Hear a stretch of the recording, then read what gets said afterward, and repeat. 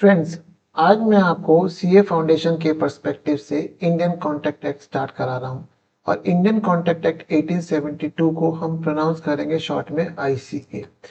Indian contract act मेरे सारे contract का रूट्स है और यहाँ पे ये मेरे फाउंडेशन में सबसे ज़्यादा इम्पोर्टेंस रखता है। और ये मेरे फाउंडेशन का पहला ही टॉपिक है, Indian contract act.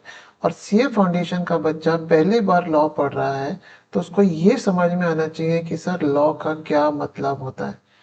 Law is being made to ensure discipline in the society in the field to which law is pertain. Law बनाने का गवर्नमेंट का एक ही पर्पस रहता है कि लॉ वांट्स कि citizen should proceed in some discipline manner, discipline behaviour. अब मैं एग्जांपल देता हूँ। इन गवर्नमेंट ने इंडिया में लॉ बना रखा है relating to the traffic rules. It means everybody has to follow the traffic rules, otherwise he is going to be penalized. Similarly, there is a law relating to the income tax कि India में जो भी लोग income कमा रहे हैं उनको precise rate पे टैक्स देना है। Similarly, there is a rule law relating to GST।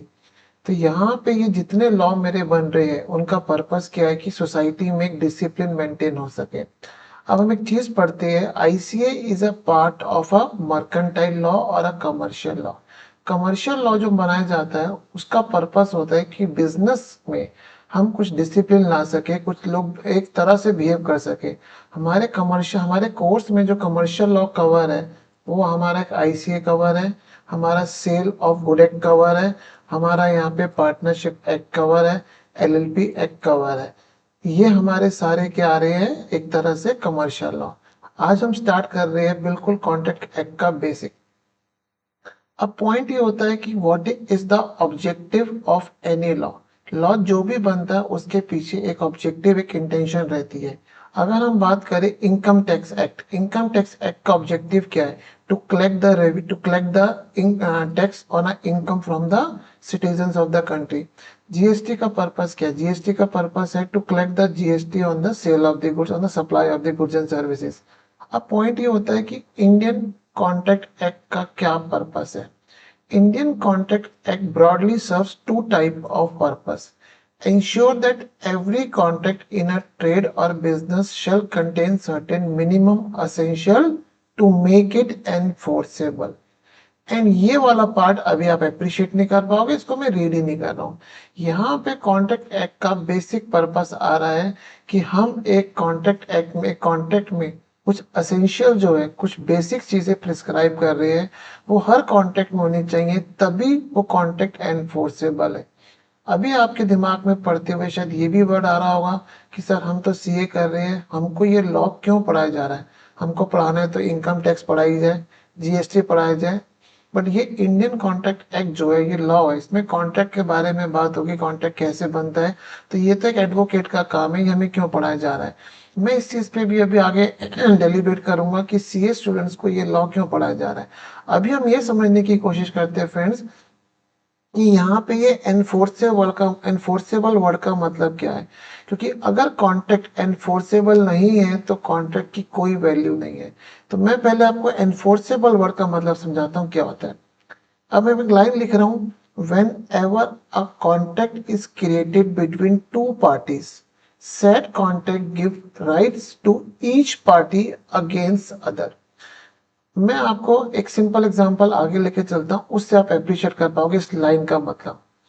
For example, X contract to sale इस car to Y for 2 lakh rupees. यहाँ पे एक्स की ऑब्लिगेशन क्या है? एक्स की ऑब्लिगेशन, उल्टा बोलता हूँ, एक्स का राइट क्या है? एक्स का राइट है यहाँ पे पैसा लेना, and which is an obligation of Y. एक पार्टी का जो राइट है, right of one party is obligation of other. तो यहाँ पे जो एक्स का राइट है, एक्स का राइट क्या है? उसको पैसे लेने हैं। और वाई का राइट क्या है? उसको डिलीवरी देनी है, और वो एक्स की ऑब्लिगेशन है। तो जब भी हम बात कर रहे हैं दो पार्टियों के बीच में कॉन्ट्रैक्ट होगा तो दोनों पार्टियां कुछ राइट राइट गेन करेंगी, और एक पार्टी का राइट दूसरी पार्टी की ऑब्लिगेशन है। ये हमें इतना समझ में आ गया। अब हम बात करते हैं enforceable. Enforceable means that when in a contract right of a person is not fulfilled, यहाँ पे मैंने ब्रैकेट में वर्ड लिखा है दोस्त एग्रीव पार्टी।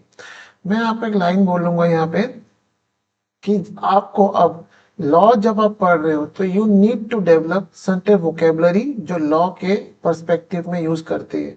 तो लॉ इंडियन कॉन्ट्रैक्ट एक्ट में एक वर्ड आएगा एग्री पार्टी। एग्री पार्टी का मतलब वो पार्टी जिसका कॉन्ट्रैक्ट में अभी तक राइट फुलफिल नहीं हुआ या दूसरी पार्टी ने अपनी ऑब्लिगेशन को ब्रीच करा है। ये ब्रीच वर्ड आएगा, ये भी मैं आगे यूज करूंगा। तो हम बोल रहे हैं enforceable means when in a contract right of person is not fulfilled and that party is called agree party, then he can go to the court will ensure that agree party right is met as envisaged in a contract। यहाँ पे मैं बात करता हूँ for example इस case में x ने बोला था वो अपनी कार बेचेगा। अब लेटर ऑन एक्स डिनाइड कि मैं अपनी कार वाई को नहीं बेच रहा हूँ। अब वाई ने अभी तक पैसे भी नहीं दिए, तो वाई को यहाँ पे क्या हो रहा है, वाई का यहाँ पे जो राइट था टू गेट द कार वो फुलफिल नहीं हो रहा है। तो वाई यहाँ पे कोर्ट में जा सकता है और कोर्ट में जाके वो एक रिक्वेस्ट कर सकता है, प्ली दे सकता है कि सर मुझे एक्स के बोलिए कार दीजिए। सिंपल टर्म्स में बता रहा हूँ ये चीज है। तो एनफोर्सेबल का मतलब ये हो रहा है कि जब कॉन्टेक्ट में एग्री पार्टी का राइट फुलफिल नहीं हुआ then aggrieved party can go to the court. अब मैं एक लाइन बोल रहा हूं, if a contract lack essential element of ICA then such agreement is not enforceable and in case of breach of right of aggrieved party the court will not accept his application. पहले मैं आपको दो word बता रहा हूं, अभी इतने से डिस्कशन में हमें दो वर्ड नए सीखने को मिले। एक aggrieved party means party whose right is not fulfilled, और एक ब्रीच ऑफ राइट। तो अब हम एक लाइन क्या बोलना चाह रहे हैं कि अगर कॉन्ट्रैक्ट में असेंशियल एलिमेंट्स मिस हो रहे हैं then such aggrieved party cannot go to the court to ensure the enforcement of his right। अब यहाँ पे जो असेंशियल एलिमेंट्स है यही हमें और आगे एंशोइंग चैप्टर्स में पढ़ने। ये एसेंशियल एलिमेंट्स क्या है, अभी जस्ट मैं आपको एक ब्रीफ देता हूँ so that you can appreciate कि what is the significance of essential elements. मैं यहाँ पे लेता हूँ फॉर एग्जाम्पल ए और यहाँ पे माइनर है। A agreed to sell a car to the minor for 2 lakh rupees। ए ने कार की डिलीवरी माइनर को हैंड ओवर कर दी, बट माइनर ने अभी तक इसको 2 लाख रुपए नहीं दिए। अब यहाँ पे तो ए को नुकसान दिख रहा है, भाई साहब कार भी दे दी पैसे नहीं मिले। अब क्या ए कोर्ट में जा सकता है? The basic answer is in general no. मैं जनरल क्यों बोल रहा हूँ, इसमें कुछ एक्सेप्शन से बाद में पढ़ेंगे।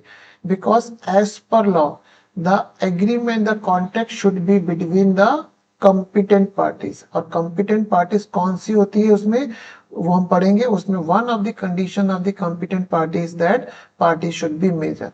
अब यहाँ पे ए ने एम को कार बेची है, एम पैसा नहीं दे रहा, ए कोर्ट में नहीं जा सकता because the contract is not between the competent party and the party should be competent। it's a one of the essentials of the ICA। दूसरा एग्जांपल देता हूं, ए ने बी दोनों मेजर है, ए और बी के बीच में एग्रीमेंट हुआ कि ए बी को ड्रग्स बेचेगा। ए ने बी को ड्रग्स दे दी बट बी ने अभी तक इसको पैसे नहीं दिए। Again this agreement is simple trading of the drugs, but as per the Indian law the trading of drug is not a lawful thing, hence where the object of the agreement is not a lawful then that agreement को हम ये भी बोलेंगे this agreement lack essential element of ICA। इस case में ए ने B को drugs बेच दिए, बी ने पैसे नहीं दिए, ए कोर्ट में नहीं जा सकता। यहाँ पे ये चीज हो गई। एक एग्जांपल और देता हूं, ए और बी में एग्रीमेंट हुआ। ए ने बोला बी को भाई तू काम कर, सी मुझे बहुत तंग करता है, तू सी की पिटाई कर दे और इसके बदले मैं तुझे पैसा दूंगा। अब यहाँ पे बी ने सी की पिटाई तो कर दी बट ए उसको पैसा नहीं दे रहा है। अगेन इस केस में B cannot go to the court because the object of the agreement is again unlawful। यहाँ मैंने 3 एग्जांपल देके आपको सिंपल इतना सा समझाया फ्रेंड्स कि what are the things we are going to study which constitute the essential element of ICA. तो ICA हमें सिर्फ ये बताता है फ्रेंड्स कि आपके कॉन्ट्रैक्ट में क्या चीजें होनी चाहिए टू मेक इट एनफोर्सेबल। मैं आपको एक एग्जांपल देता हूँ, आप उसका अप्रिशिएट करेंगे। फॉर एग्जांपल ए और बी के बीच में कॉन्ट्रैक्ट होता है। ये कहता है भाई मैं तुझे अपना लैपटॉप बेच रहा हूँ 2,000 रुपए में, जिस लैपटॉप की मार्केट वर्थ है 50,000 रुपए।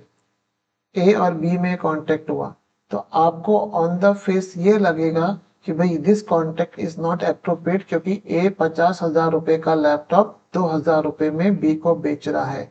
मैं यहाँ पे आपको लाइन बोलूंगा, आईसीए आपको ये कुछ नहीं बताता कि आपको कॉन्ट्रैक्ट की टर्म्स क्या रखनी है।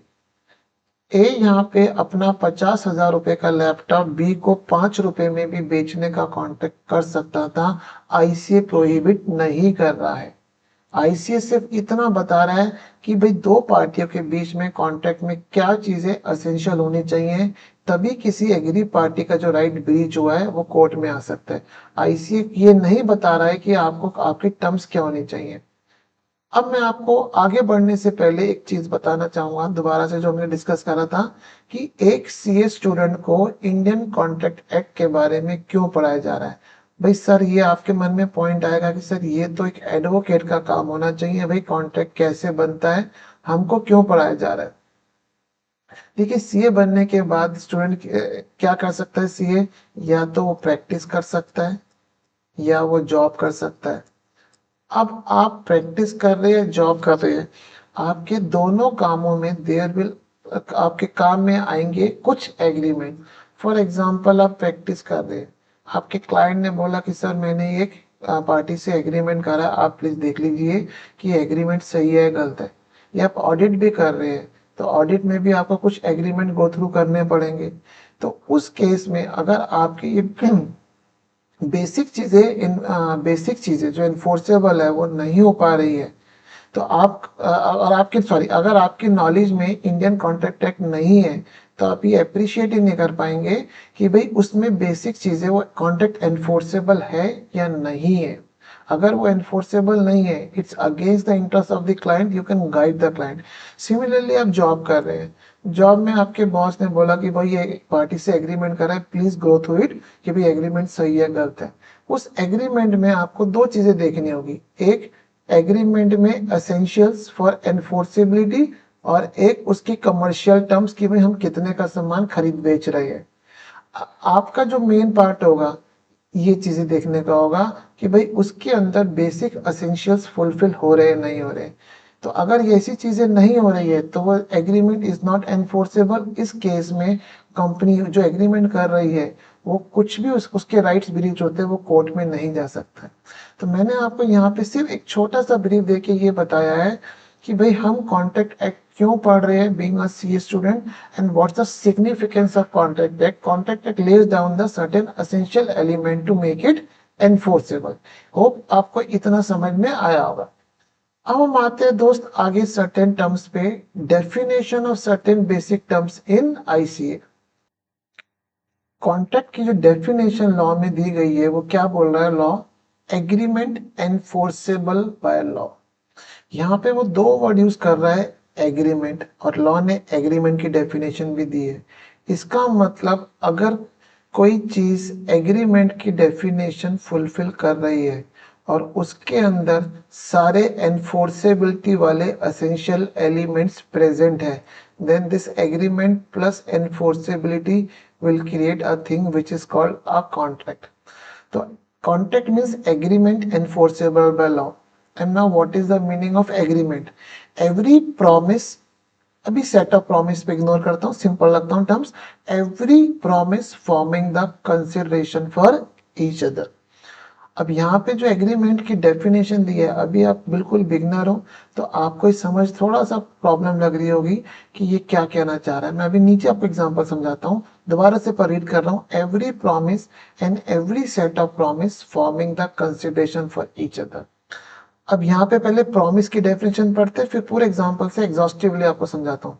Promise means proposal, offer, when accepted becomes the promise. Means हम एक लाइन बोल रहे हैं, सबसे पहले होना चाहिए फर्स्ट लाइन पे प्रॉमिस। अगर वो प्रॉमिस बन रहा है और प्रॉमिस के बाद वो बनेगा एग्रीमेंट और एग्रीमेंट के बाद वो बनेगा कॉन्ट्रैक्ट, तो हमें सबसे पहले ये समझना चाहिए कि प्रॉमिस का मतलब क्या हो रहा है। प्रॉमिस का मतलब हो रहा है offer when accepted becomes the promise. Example देता हूँ। X said to Y that he wants to sell his car for 1 lakh, to which Y did not respond. अगर मैं यहीं तक आपको बोलूं तो क्या X ने Y को प्रॉमिस करा है?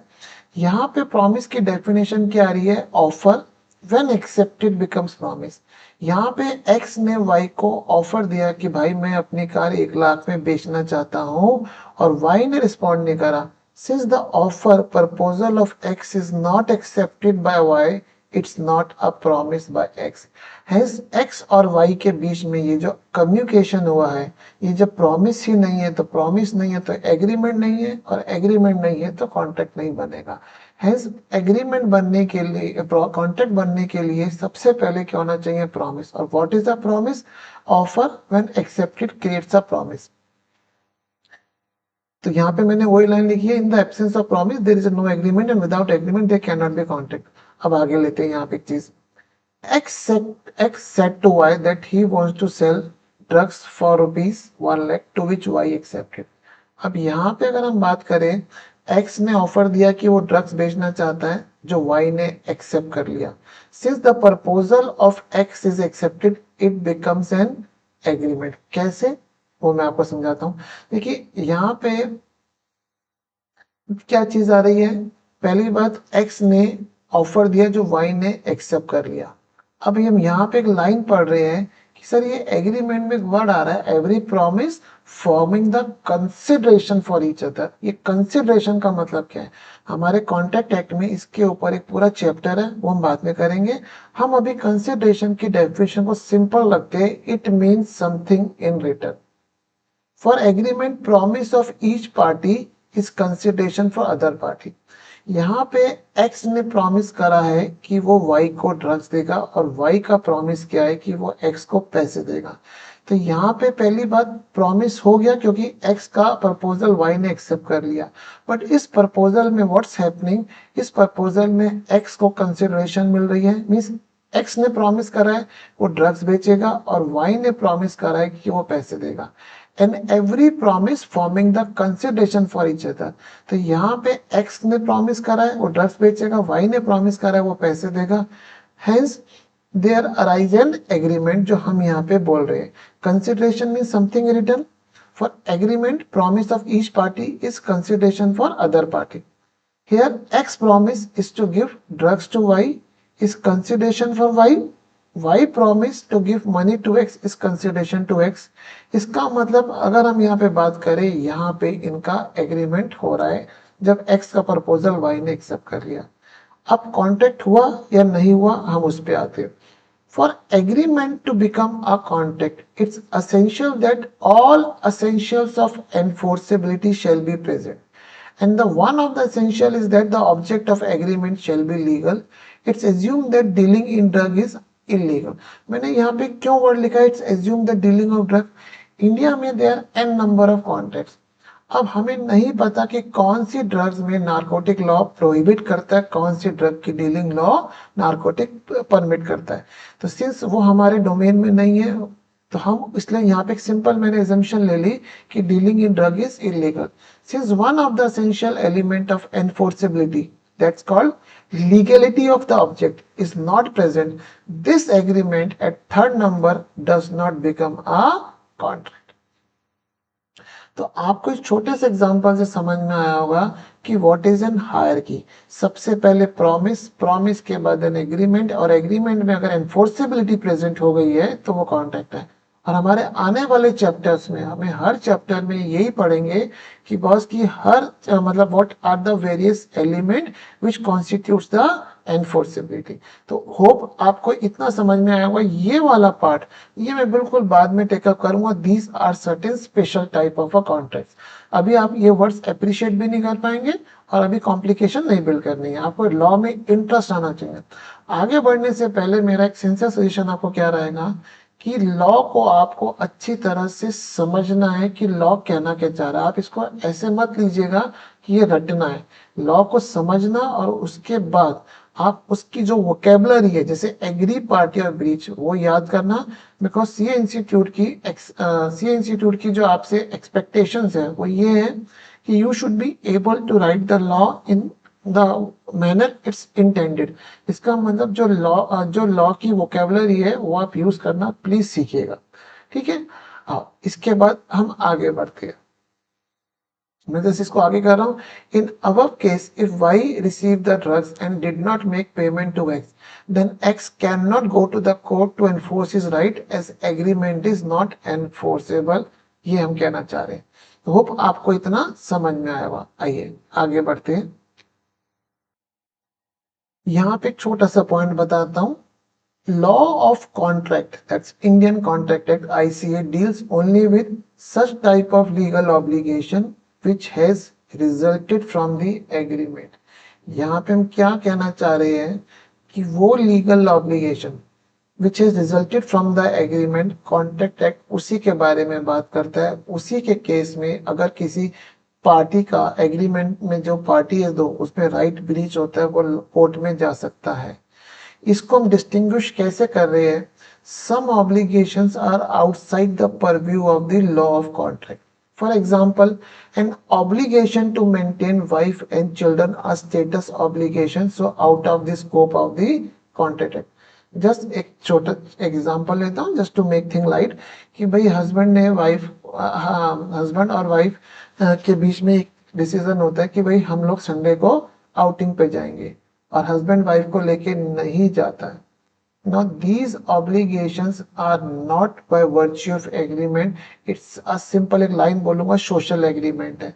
तो इस केस में अगर हस्बैंड वाइफ को लेके नहीं जाता है वहां पे आउटिंग पे, then wife can not go to the court कि भाई मेरा हस्बैंड ने जो राइट था उनको आउटिंग पे लेके जाना था वो लेके नहीं गया, इट्स अ ब्रीच हो गया। लॉ ऑफ कॉन्ट्रैक्ट हम क्या बोलना चाह रहे हैं दोस्त, कि हम वही लीगल ऑब्लिगेशन कवर कर रहे हैं जो एग्रीमेंट की ओर है, जो स्टेटस ऑब्लिगेशन है।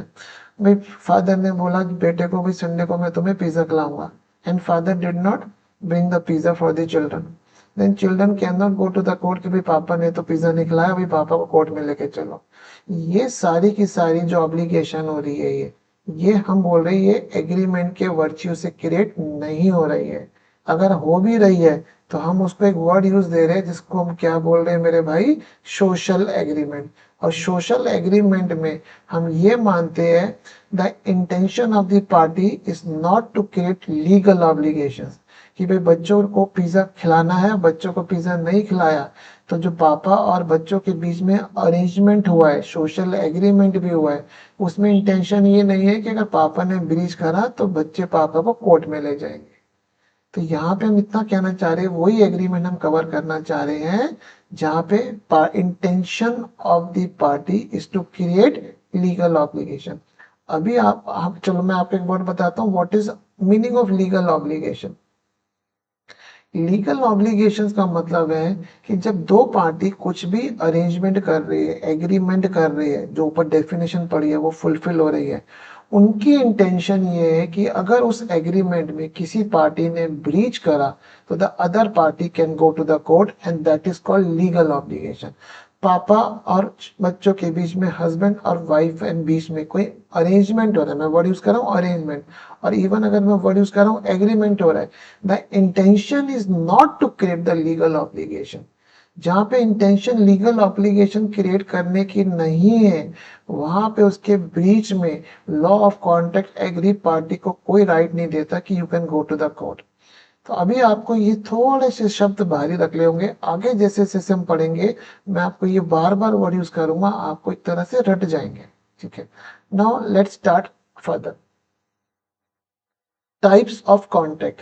अब यहाँ पे लॉ ने ये बोला है कि हम कॉन्ट्रैक्ट को डिफरेंट कैटेगरी के बेसिस पे कैटेगराइज कर सकते हैं, on the basis of validity, enforceability, on the basis of formation, on the basis of performance. इसमें से ये टर्म्स आगे आपको बहुत यूज आएंगी, इसलिए मैंने यहाँ पे कैप्चर करा है। हम सबसे पहले बात करते हैं on the basis of validity and enforceability. आ रहा है valid contract. An agreement which is enforceable is a valid contract. Enforceable का मतलब जिस एग्रीमेंट में सारे असेंशियल्स एलिमेंट है टू मेक इट एनफोर्सेबल, उसको हम बोल रहे हैं वैलिड कॉन्ट्रैक्ट। अब आप प्लीज ध्यान रखना, एक नया शब्द आ रहा है वॉइड कॉन्ट्रैक्ट। यहाँ पे हमने ये बोला है कि इस कॉन्सेप्ट को समझने से पहले हमें कॉन्सेप्ट समझना पड़ेगा वॉइड एग्रीमेंट, और फिर हम समझेंगे मेरे फ्रेंड्स वॉइड कॉन्ट्रैक्ट। देखिए, देखने में आपको लग रहा है सर वॉइड तो दोनों एग्रीमेंट कॉन्ट्रैक्ट सेम लग रहा है, बट दोनों में there is a hell of difference. हम सबसे पहले पढ़ते हैं वर्ड वॉइड एग्रीमेंट। क्या कहता है law? Agreement which is not enforceable since creation of agreement is called void agreement. For example, agreement to sell drug is not enforceable from the time it is created and hence void agreement. Void agreement is also known by the words void ab initio. ये आपके dictionary में आज के lesson में ये नया word जोड़ा है, void ab initio। तो हमने ये वर्ड क्या बोल रहे हैं, वॉइड एबिनिशियो। हम यहाँ पे क्या बोलना चाह रहे हैं, वॉइड एग्रीमेंट का मतलब agreement which is void since beginning. Void का मतलब जब एग्रीमेंट हमने बनाया है और उस दिन से ही उसके अंदर एनफोर्सेबिलिटी प्रेजेंट नहीं है, इसको हम अभी डिस्टिंग्विश करेंगे टर्म वॉइड कॉन्ट्रैक्ट से। तो हम वॉइड एग्रीमेंट का बोल रहे हैं agreement which is not enforceable since creation of agreement, और जिसको हम एक टेक्निकली वर्ड बोल रहे हैं वॉइड एब इनिशियो। अब इसको ध्यान में रखते हुए हम आगे बढ़ते हैं, जिसको हम बोल रहे हैं void contract. agreement which is enforceable at the time of creation but later on due to some circumstances it becomes unenforceable, it's called void contract। Language आपको समझ में आया होगा, एक एग्जांपल देता हूं। यहाँ पे कॉन्ट्रैक्ट एक्ट एक लाइन लिख रहा है, contract of personal nature becomes void upon the death of a party। A agreed to teach B for rupees 20,000। यहाँ पे ए ने बी को एग्रीमेंट करा पढ़ा रहा है, हम यहाँ पे मान रहे दोनों पार्टी मेजर है।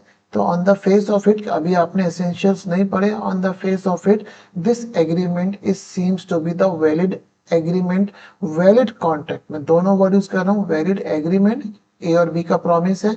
अब हम एज्यूम कर रहे हैं कि इसके अंदर एनफोर्सेबिलिटी भी प्रेजेंट हो गई है, तो इसका मतलब ए और बी के बीच में ये कॉन्ट्रैक्ट एनफोर्सेबल है at the time it was created. Before the start of teaching A dies, the contract was valid at the time of creation but later on due to death of A, हम एक line बोल रहे contract become an unenforceable. Because A ने बोला था B, ए और B में agreement हुआ था ए पढ़ाएगा। अब ए की डेथ के बाद बी ये नहीं बोल सकता ए के लीगल हेयर्स को तुम पढ़ाओ। यहाँ पे हम आगे पढ़ेंगे कि जब कॉन्ट्रैक्ट पर्सनल नेचर का नहीं होता है, उस केस में पार्टी की डेथ के बाद इन सिंपल टर्म्स उसके लीगल हेयर्स पे ऑब्लिगेशन आती है, कॉन्ट्रैक्ट वॉइड नहीं होता है। बट अगर कॉन्ट्रैक्ट पर्सनल नेचर का है तो पार्टीज की डेथ के upon the contract becomes void. तो यहाँ पे हम क्या बोल रहे हैं कि जब ए की डेथ हुई तो the valid agreement gets converted to a word which is called a void contract। तो दो चीजें निकल के आ रही है फ्रेंड्स, एक निकल के आ रही है void agreement। void agreement जो एग्रीमेंट आपकी डे वन से एनफोर्सेबल नहीं है। मैं आपको सिंपल टर्म्स से बोल रहा हूँ and I request you to please retain that language simple terms में agreement which is not enforceable since creation, or void contract agreement which was enforceable at the time of creation but later on due to some circumstances it becomes unenforceable। ये word void contract आपको आने वाले chapters के अंदर बहुत आएगा, बहुत हम इसको यूज करेंगे दोनों शब्द पर इधर वॉइड एग्रीमेंट। तो आप ये प्लीज ध्यान रखिएगा, वॉइड एग्रीमेंट जो डे वन से अनएनफोर्सेबल है, वॉइड कॉन्ट्रैक्ट जो शुरू में एनफोर्सेबल था but later on due to some circumstances it become unenforceable. वो सर्कमस्टांसेस और कौन कौन से हो सकते हैं विल डिस्कस लेटर ऑन। अब तीसरा जो एनफोर्सेबिलिटी और वैलिडिटी के कॉन्टेक्स्ट से आया and which is called voidable contract. इसको रीड करते हैं, एग्जांपल समझाता हूँ। A contract, a contract which is enforceable at the option of one party, and one party कौन, agree party, but not at the option of other party, such contract is voidable contract।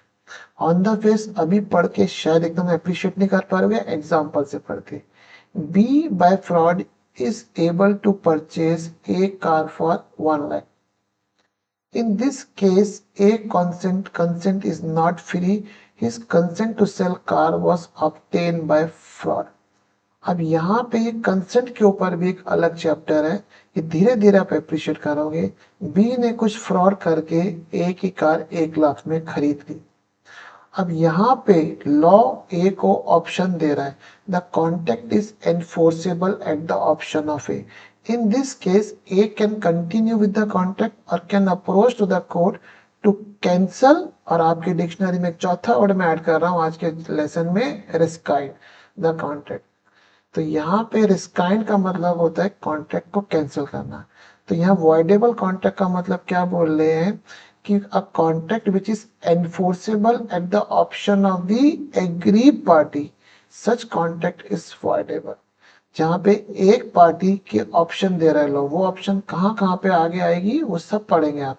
यहाँ पे सिर्फ आपको अभी इतना पढ़ के समझ में आना है कि इन वर्ड्स का मतलब लॉ क्या देना चाह रहा है। वॉइड एग्रीमेंट डे 1 से एनफोर्सेबल नहीं है। वॉइड कॉन्ट्रैक्ट जो डे 1 से एनफोर्सेबल है, later it become unenforceable. Voidable, able की बात कर रहा है, a contract which is enforceable at the option of the aggrieved party.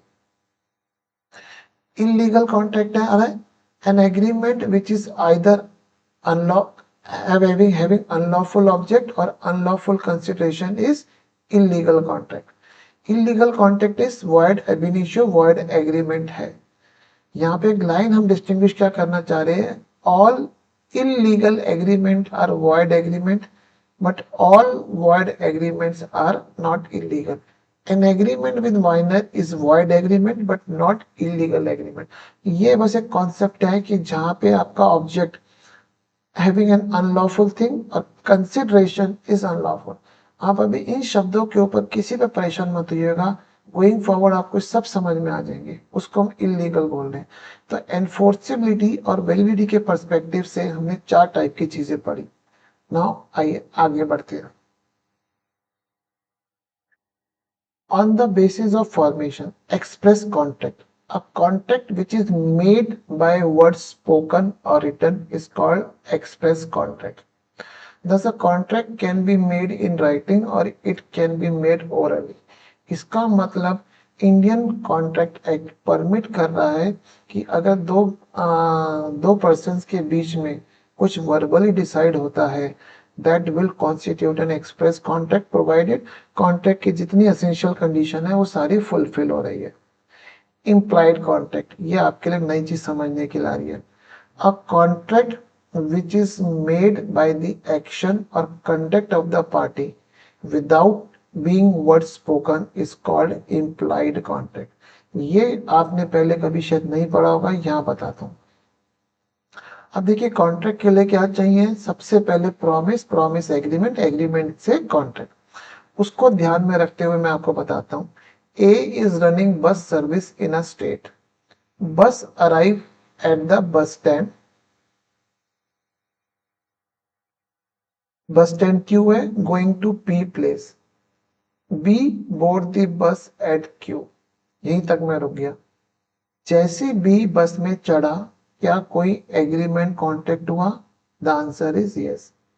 जैसे बस स्टैंड क्यू पे आई, there is an implied offer by the A कि भाई मैं आपको बस की सर्विस देना चाहता हूँ, I will take you from the place Q to place P. और जैसे बी उसके अंदर चढ़ गया, इसका मतलब बी ने वो ऑफर एक्सेप्ट कर लिया। There is an implied offer by A as soon as bus come at Q. By boarding the bus, B accept the offer and by, और हम यहाँ पे बोल रहे कि जैसी A ने ऑफर दिया और जो B ने एक्सेप्ट कर लिया, प्रॉमिस हो गया। तो यहाँ पे A का प्रॉमिस क्या हो गया? A का प्रॉमिस हो गया वो B को P प्लेस तक छोड़ेगा और क्यू का प्रॉमिस हो गया वो पैसे देगा। तो यहाँ पे प्रॉमिस हो गया, एग्रीमेंट है, हम मानते हैं ए और बी मेजर है, बाकी सारे एलिमेंट्स एनफोर्सेबिलिटी के प्रेजेंट है, thus there is a contract between A and B by their conduct. तो यहाँ पे बिना कुछ बोले बिना कुछ कहे सिर्फ और सिर्फ एक्शन से आपका कॉन्ट्रैक्ट क्रिएट हो गया। दूसरा एग्जांपल लेता हूँ, आप गए रेलवे स्टेशन पे, रेलवे स्टेशन पे आप टैक्सी से उतरे, वहां पे आपके पास कुली आया, कुली ने पूछा कि सर कौन से प्लेटफॉर्म पे जाना है, आपने बोला भी मुझे प्लेटफॉर्म नंबर 5 पे जाना है। इसके बाद कुली ने आपका सामान उठाया और आप उसके पीछे पीछे चल दिए। तो यहाँ पे क्या चीज हुई, जैसे कुली ने आपका सामान उठाया, कुली आपको ऑफर दे रहा है कि I will take your luggage to the platform number 5। अब कुली ने सामान उठा लिया, आपने उसको मना नहीं करा, इसका मतलब कुली ने आपका ऑफर एक्सेप्ट कर, कुली का ऑफर आपने एक्सेप्ट कर लिया। Now without being asked what price to be paid to the कुली, जब कुली आपका सामान प्लेटफॉर्म पे छोड़ेगा तो you have to pay the कुली द रीजनेबल प्राइस, और price fixed by the railway authorities, भाई कितने वेट के हिसाब से देना है। तो यहाँ पे इम्प्लाइड कॉन्ट्रैक्ट को भी कॉन्ट्रैक्ट एक्ट एक्सेप्ट कर रहा है। तो इम्प्लाइड कॉन्ट्रैक्ट का मतलब contract which is made by the action और the conduct of the parties without word being spoken. Hope आपको एक क्लियर हो गया होगा। एक नई बात लिख रहे हैं ई कॉन्ट्रैक्ट। ई कॉन्ट्रैक्ट का मतलब है ना, contract is enter into by two parties using electronic means such as email, known as e commerce contract. Means आज की डेट में रिटन कॉन्ट्रैक्ट को instead of going through written means in writing through on paper, आपने email के through एक party को offer दी, उसने ईमेल पे एक्सेप्टेंस दे दी, उसको हम नाम दे रहे ई कॉन्ट्रैक्ट। खास चीज नहीं है। आइए नेक्स्ट चीज पढ़ रहे हैं, on the basis of performance. एक वर्ड आ रहा है friends, executed contract. When both parties under the contract has performed their respective obligation, it's called executed contract. जब दोनों पार्टीज ने जो ऑब्लिगेशन ली थी वो फुलफिल कर दी, then it's called executed contract। और एक आ रहा है executory contract। When both parties under the contract has yet to perform their respective obligation, it's called executory contract। तो executory contract को हम ये बोल सकते हैं सिंपल सा कि सर ये नहीं, नया वर्ड देखना चाहता, कोई दिक्कत नहीं, कुछ नहीं बोल सकते। एग्जीक्यूटिव कॉन्ट्रैक्ट का मतलब when both parties under the contract is yet to perform their respective obligation. तो आज के जो लेसन में हम लोगों ने सिंपल एक बेसिक्स में पढ़ा कि what is the significance of ICA, और वहां पे सिर्फ हमने फीचर्स पढ़े कि आईसीए मुझे सिर्फ एक चीज बताता है, एनफोर्सेबल। आज हमने जो नए वर्ड पढ़े हैं वो मैं आपको लिख के देता हूँ। एक हमने पढ़ा है दोस्त एग्री, पार्टी वर्ड पढ़ा है, पार्टी जिसका राइट ब्रीच हुआ है। एक हमने पढ़ा है ब्रीच वर्ड पढ़ा है। एक हमने पढ़ा है वॉइड एबिनिशियो वर्ड पढ़ा है, स्पेलिंग आप प्लीज देख लीजिएगा। और नीचे हमने एक वर्ड पढ़ा था रिस्काइंड, रिस्काइंड का मतलब कैंसर। मैं वर्ड ऐसे लिख रहा हूँ बिकॉज अगर आप धीरे धीरे लॉ के वोकेबलरी यूज करोगे तो it will give you more confidence. तो आई होप आपको ये चैप्टर क्लियर हुआ होगा। In my next video I will come up with the offer and acceptances. वो क्या चीज होती है वो मैं आपको इस वीडियो में समझाऊंगा। Thank you.